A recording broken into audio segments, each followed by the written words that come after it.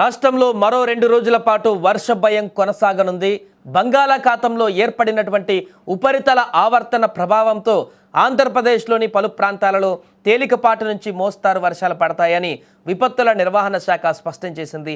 ఈ ఆవర్తనం తీరానికి ఆనుకొని పశ్చిమ మధ్య బంగాళాఖాతంలో సముద్ర మట్టానికి సుమారు 0.9 కిలోమీటర్ల ఎత్తులో కొనసాగుతోంది.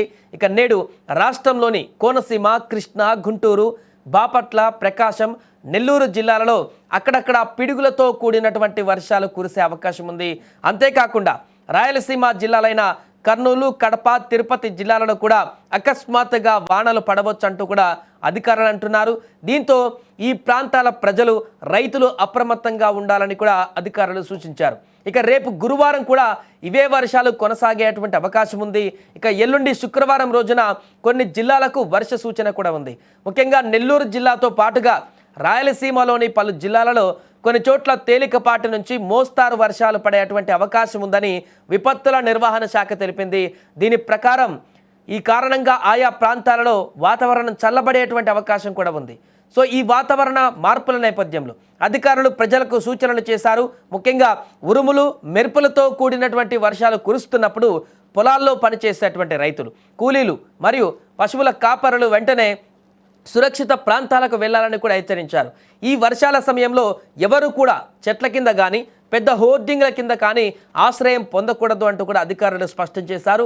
ఎందుకంటే గతంలో నెలకొన్నటువంటి అనేక రకాల సంఘటనల కారణంగా ఈ రకంగా ఉంటే పిడుగులు చెట్ల కింద పడేటువంటి అవకాశం ఉంటుంది. హోర్డింగ్ల వద్ద ఉంటే ఆ యొక్క నీడ కింద ఉండేటువంటి ప్రయత్నం చేస్తే గాలి కారణంగానో వర్షం కారణంగా అవి కూలి మీద పడి చనిపోయేటువంటి అవకాశం ఉంటుంది. కాబట్టి వాటి కింద ఉండకుండా జాగ్రత్త పడాలంటూ కూడా చెప్తున్నారు. అండ్ అత్యవసరమైతేనే, వర్షం మొదలైనప్పుడు అత్యవసరమైతేనే బయటికి పోతే బాగుంటుంది, లేకుంటే మ్యాక్సిమం ఇంట్లో ఉండడానికి ప్రయత్నించాలంటూ కూడా చెప్తున్నారు. ఇప్పటికే మోంతా తుఫాను కారణంగా పూర్తిగా రాష్ట్రంలోని పలు జిల్లాలు పూర్తి భయాందోళనకు గురైనటువంటి పరిస్థితులు మనం అప్పుడు చూసాం. బట్ మోంతా తుఫాన్ నుంచి ఎట్టకేలకు బయటపడగలిగాం. ఆ యొక్క తుఫాన్ తీవ్రత నుంచి కొన్ని ప్రాంతాల్లో రైతులకు నష్టాన్ని చేకూర్చింది. కానీ ఎక్కడ కూడా ప్రాణ నష్టం జరగకుండా భారీ ఎత్తున ముందుకైతే వెళ్ళగలిగాం.